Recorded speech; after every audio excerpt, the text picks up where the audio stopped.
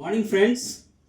Today in this class we are going to learn simple present tense. This is the continuous class for the previous class. Once watch the previous class, then continue this class. Simple present tense. See, generally once we call the simple present tense, what is the structure? Subject plus verb V1 plus object. This is the structure of a simple present tense. Subject plus verb V1 plus object. See, what are the usage of simple present tense? Why we use simple present tense? Simple present tense is used to express habitual actions, present state, truths, scientific facts, repeated actions, and running commentary in mythology stories, and we can tell also movie stories in simple present tense.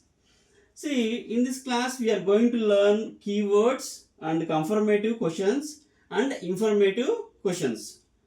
So ఒకసారి keywords చూస్తే ఏమున్నాయో చూస్తే మనకి everyday, every week, every year, regularly, generally, frequently, usually, daily, always, ever, sometimes, never, hardly, seldom, often. These are the keywords in simple present tense. So ఎందుకు sir ఇవి simple present keywords నేర్చుకోవాలి అంటే, ఒక sentence ఏ టెన్స్లో ఉందని చెప్పాలి అంటే మనం simple present tense keywords అనేవి నేర్చుకోవాలి. ఒక సెంటెన్స్ అనేది ఏ టెన్స్లో ఉంది అని చెప్పాలి అంటే కీవర్డ్స్ ఆధారంగా మనం చెప్పొచ్చు. అంటే ఫర్ ఎగ్జాంపుల్ ఒక ఎగ్జాంపుల్ చెప్తాను. I dash to school daily. ఇక్కడ డైలీ అనే కీవర్డ్ కనిపించింది కదా. ఐ గో అని రాయాలా, ఐ వెంట్ అని రాయాలా, ఐ గాన్ అని రాయాలా అంటే I go to school daily. Daily అనే కీవర్డ్ కనిపించింది కాబట్టి వర్బ్ అనేది ఏ ఫామ్లో ఉండాలమ్మా? V1 form. వర్బ్ అనేది ఏ ఫామ్లో ఉండాలి? V1 form. అందుకని గో తీసుకోవాలి. గో తీసుకొని I go to school daily. Daily అనే కీవర్డ్ ఉంది కాబట్టి ఇది సింపుల్ ప్రెజెంట్ టెన్స్లో రావాలి. సబ్జెక్ట్ ప్లస్ వర్బ్ V1 ఫామ్లోనే ఉండాలి. ఒకసారి కన్ఫర్మేటివ్ క్వశ్చన్స్ చూద్దాం. ఇప్పుడు మీ ఫ్రెండ్ని క్వశ్చన్ అడగాలి, డైలీ నువ్వు ఎన్ని గంటలు లేస్తావు అని అడగాలి. అప్పుడు ఏమని అడగాలి అంటే, do you Wake at 6 o'clock daily. అంటే డైలీ 6 o'clock లెగుస్తావా అని క్వశ్చన్ చేయాలి. మీ ఫ్రెండ్ని డైలీ 6 o'clock లెగుస్తావా అని క్వశ్చన్ చేయాలి అంటే ఎలా అడగాలి? Do you wake up at 6 o'clock daily. ఇప్పుడు అతను ఆన్సర్ ఎస్ ఆర్ నో అని ఉంటుంది. ఎందుకంటే ఇది కన్ఫర్మేటివ్ క్వశ్చన్ అమ్మా. అంటే డూతో స్టార్ట్ అయింది కాబట్టి ఇది కన్ఫర్మేటివ్ క్వశ్చన్. ఇది డూతోనే ఎందుకు స్టార్ట్ అయింది సార్ అంటే, ఇది డైలీ యాక్టివిటీస్కి సంబంధించింది కాబట్టి, సింపుల్ ప్రజెంట్ టెన్స్ సంబంధించింది కాబట్టి ఇది డూతోని డస్తోనే స్టార్ట్ అవ్వాలి. Do you wake up at 6 o'clock? Yes, I wake up at 6 o'clock daily. 6 o'clock daily లెగుస్తాడు అనుకోండి, ఐ వేకప్ అనాలి.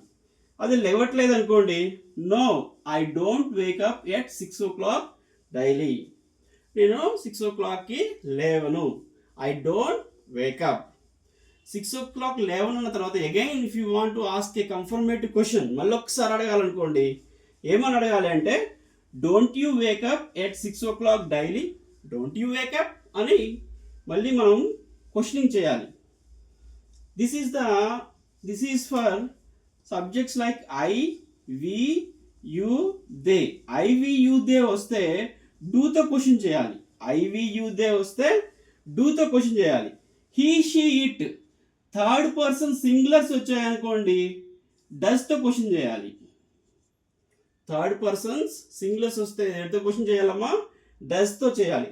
ఇప్పుడు సాత్విక్ అని, కౌశిక్ అని, నిత్య అని, భవ్య అని ఈ నేమ్స్తో మనకి క్వశ్చన్ చేయాలనుకోండి సింపుల్ ప్రజెంట్ టెన్స్లో, అప్పుడు డస్ అనేది యూజ్ చేయాలి. ఒకసారి చూద్దాం. ఇగో, does he wake up at 6 o'clock? అతను 6 o'clock లెగుస్తాడా? అతను అంటే he. Does he wake up at 6 o'clock? అతను 6 o'clock లెగుస్తాడా? అదే సాత్విక్ అనుకోండి, does Satvik wake up at 6 o'clock? డస్తో క్వశ్చన్ చేయాలి. ఎందుకంటే హీ, షీ, ఇట్ ఏ names male, female, it things గురించి వచ్చినప్పుడు మనం డస్తో క్వశ్చన్ చేయాలి. మరి ఆన్సర్స్ ఎలా ఉంటాయి సార్ అంటే he he wakes up at 6 o'clock. Yes, he wakes up at 6 o'clock. అదే నో అనుకోండి, no he doesn't wake up at 6 o'clock. Doesn't he wake up at 6 o'clock? Again confirmative question number. Doesn't he wake up at 6 o'clock? అర్థమైందా? ఒకసారి సాత్విక్, అదే సాత్విక్తో తీసుకున్నాం అనుకోండి. Does Satvik wake up at 6 o'clock? Yes, he Satvik wakes up అనాలి. ఏమనాలమ్మా? Wakes up. అంటే does వచ్చినప్పుడు వేకప్ అనాలి. Does he wake up. అదే డస్ లేదనుకోండి, హీ వేక్స్ అప్ అనాలి.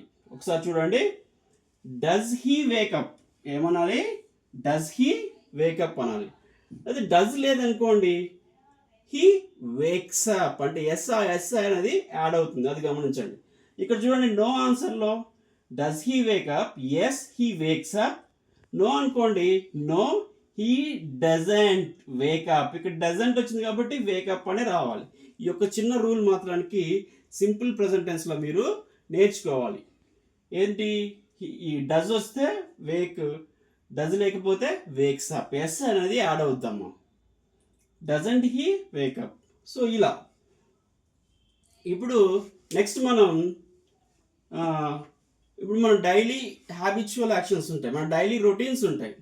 ఆ డైలీ రొటీన్స్ అన్నీ కూడా మనం సింపుల్ ప్రెజెంట్ టెన్స్లో చెప్పాలి. అంటే ఫర్ ఎగ్జాంపుల్ ఎలా అంటే, నేను డైలీ మార్నింగ్ 6 o'clock లేస్తాను, 9 o'clock స్కూల్కి వెళ్తాను, 1 o'clock లంచ్ చేస్తాను, 4 o'clock రిటర్న్ వస్తాను. ఇవన్నీ ఇటువంటి డైలీ రొటీన్స్, హ్యాబిచువల్ యాక్షన్స్ని చెప్పాలి అంటే సింపుల్ ప్రెజెంట్ టెన్స్లోనే చెప్పాలి.